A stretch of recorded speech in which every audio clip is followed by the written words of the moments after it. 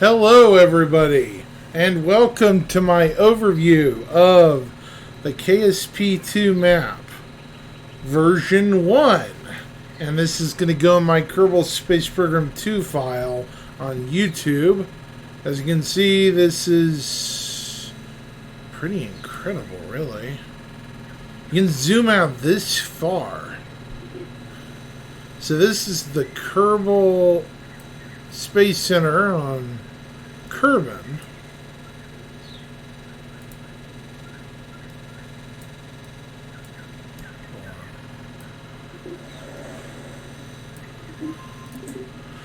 Let's go into the tracking station and look up information on the planets themselves. Synopsis: Kerbin. Even as rockets and probes escape its atmosphere for deep-sea space exploration, there's still much to appreciate about this vibrant world. Its vast oceans, deserts, forests, and plains coat the surface in lively beauty. Its moons, Mun and Minmus, swirl silently above it. Kerbalkind is fortunate to call this pale blue planet their home. And of course, here's the orbital stuff. Mun. Kerbin's closest extraterrestrial body. The Mun is a prime destination for early space missions. Its orbit inclination and eccentricity match Kerbin's, so SLI transfers are as easy as forgotten ladders. Explore the surface, the scars of impact collisions and ancient tectonic activity on its surface, or give it a wave as your vessel slingshot past it into the rest of the system. Minmus. Now this object has really changed. Kerbin's second moon, Minmus, was often overlooked, as it was only a dead pixel or dust, much like Gilly. Despite the challenges of visiting it in its slightly inclinated orbit, scientists were eager to study Minmus's fascinating geology, especially after seeing its impossible ice-like surface. Further analysis led researchers to conclude that the ice is actually glass, with much to the dismay of Minmus' Mystic Crunch milkshakes. Ah, that's interesting.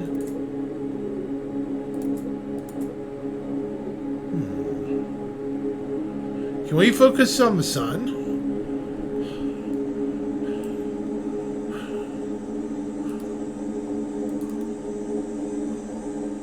I don't think we can.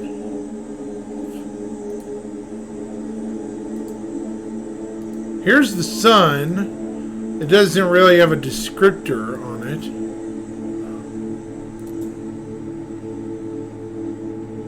Oh, there it is. Kerbal. The object's so iconic, only the coolest beings revolve around it. This enormous glowing orb of plasma is 100 times larger than Kerbin, and its mass creates the gravitational well which houses its 7 planets and their respective moons.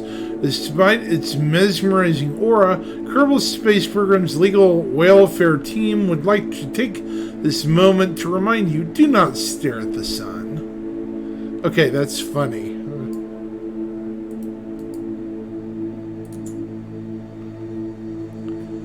Moho. The Mercury lookalike. Most Moho missions crumble early on because of the logistics. It zips along its inclined eccentric orbit, making interception a nightmare. If you make it into Moho's SOI, there's no atmosphere for aerobraking, and there's severe heat on its sunny side, due to it being tidally locked with Kerbal. Wait, it's tidally locked? But imagine beholding those craters in person. So it's tidally locked. Huh. Interesting. Eve. Oops. There it is. Very interesting looking planet. Eve's gorgeous cloud cover, picturesque liquid sulfur oceans, they changed it, and cute moon give the impression of an ideal tourist hotspot. Unfortunately, Eve's intense gravitational pull and dense high-pressure atmosphere tend to make visits a one-way trip. As your engineers say, come for the views, stay because your ship exploded on entry. That's funny.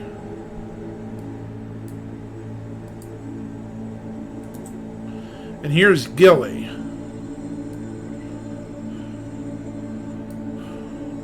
Oh, wow. It's not brown. It's actually got some gray to it. Oh, okay.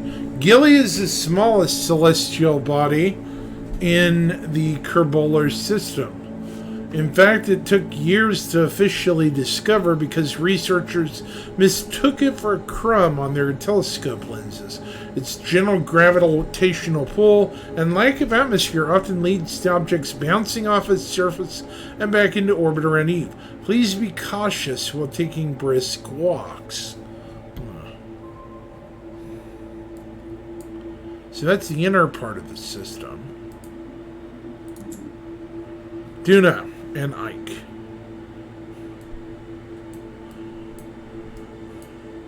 Duna, the reddest planet. It does still have its ice caps. Okay. Has long been an object of study and inspiration to Kerbal scientists and artists alike. Its thin, low-pressure atmosphere allows for both aero braking and relative ease of access to its surface. Kerbal researchers and sci-fi readers often discuss discoveries that could be awaiting for them in the planet's polar ice caps, or on Duna's tidally locked moon, Ike.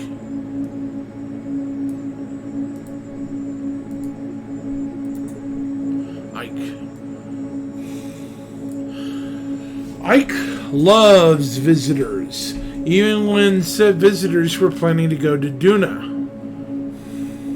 Its relatively large SOI, lack of atmosphere, and geostationary orbit make it a breeze to bump into this tidally locked moon. If you find yourself crashing there, let us know.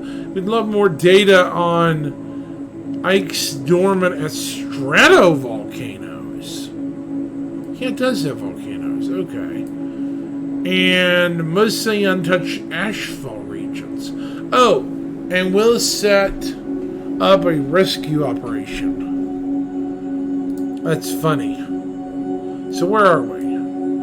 5th planet, Drez. Now this one is neat because it has this. A ring. Love it.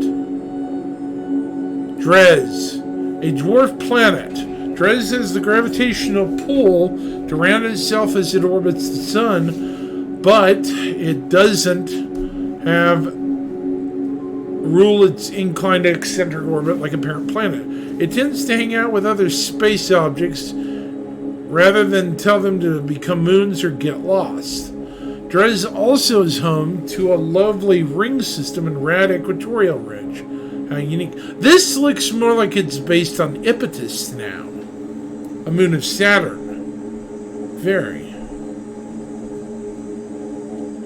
And now for Jewel.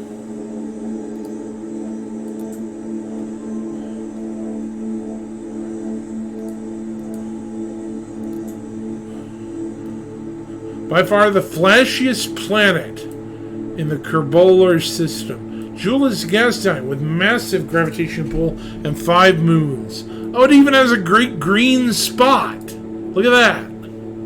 I'll be danged. Couple of them, actually. Yeah, but it has a great green spot.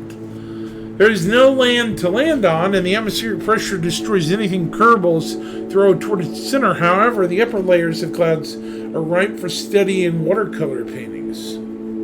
Very cool. Innermost moon. Lathe.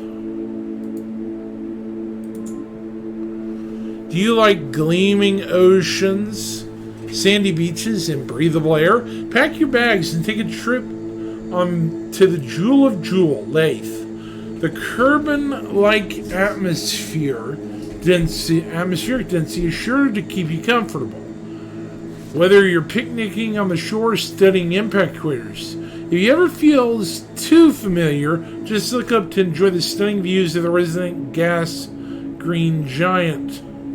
Green gas giant. Next planet, Val. Val, the frozen wonderland, is the second moon orbiting Jewel. The icy surface covers a liquid water ocean, which occasionally bubbles out of its many cryovolcanoes. Tightly locked due to its parent planet, Val's Jewel-facing side is slightly warmed by radiation as it orbits. If you've wondered why some of the ice mountains can skewer your vehicles, vessels, and some seem smoother, now you know. Oh, okay. So it's based on Europa, I guess? Tylo, which is very Ganymede-like. Yeah, it actually looks like Ganymede now.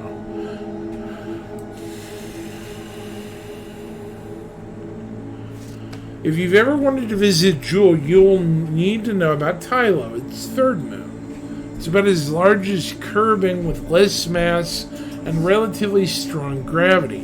This makes it ideal for GAs, gravity assists, into and out of Jewel's sphere of influence. Tylo has no atmosphere, so attempting to land on it takes a good chunk of fuel. Oh, and I could have sworn it used to be more gray. Interesting, that used to be more gray. It did. Now it's more brown. Bop. What did Bop cross your path? Wow, look at that hole. You might hear this if you've been unlucky or had a bad night's sleep. Kurgulkind legends say this misshapen moon is the home of the infamous Kraken. The impact crater, comprising a sixth of its surface, is likely the root of the association with the ship-destroying demon. This lore, along with its low gravity, makes this lumpy asteroid a haven for cracking covens and skateboarding tournaments alike. Weird. And now for the outermost moon, Pole.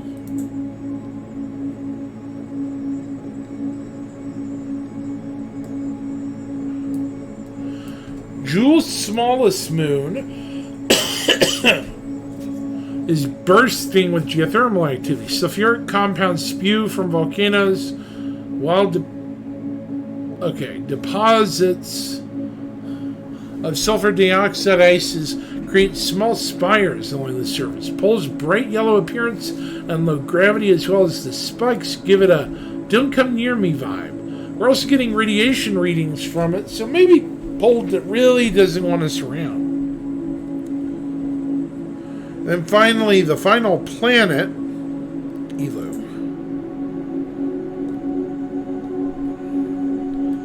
Which actually looks pretty nice. Definitely more icy. Yeah.